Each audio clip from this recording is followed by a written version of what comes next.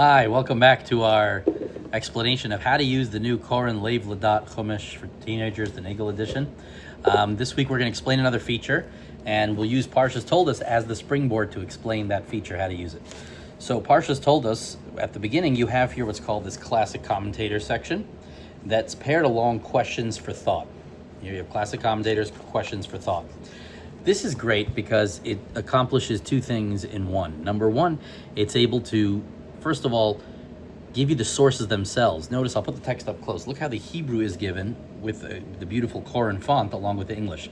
So your students or yourself could actually read the Rishonim or Achronim inside the text, and it selects like from a nice array of commentaries, diverse, and so they get familiar with reading text itself of the Rishonim and Achronim, not just memorizing facts and figures.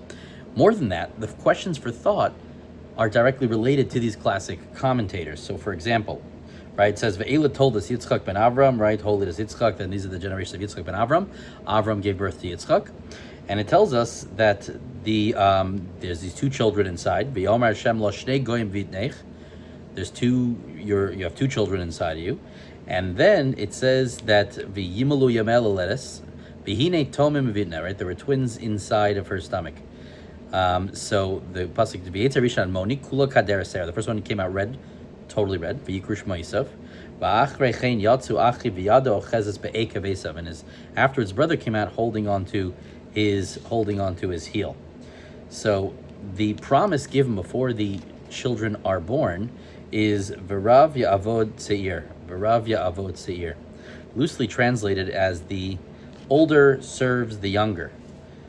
But the wording is off, and therefore the question for thought is the following. What surprising twist does Ibn Kaspi suggest regarding which son will dominate the other? So you could look at Ibn Kaspi and see that he's picking up on something in the text that is strange. The text did not say V'rav Ya'avod et Hatzeir, that the older will serve the younger. Et would have moved the text along, right? Ilu Amar et Tzeir, o et Rav Haya, Mavur hamachuvam yota. That would have been a more accurate way to write this. By leaving that out, the Torah left it purposely ambiguous. Purposely ambiguous. Why?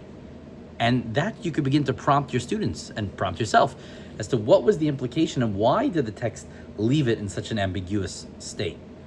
And the answer would be because it is ambiguous. Sometimes Yaakov is subjected to Esav, subjugated to Esav, and sometimes Esav is sort of serving the wants and needs of Yaakov, and it goes back and forth throughout history. This push and pull, this eternal push and pull. It's so beautiful because it's showing you how the text comes to life and that its idiosyncrasies are actually major lessons. All right, hope you enjoyed.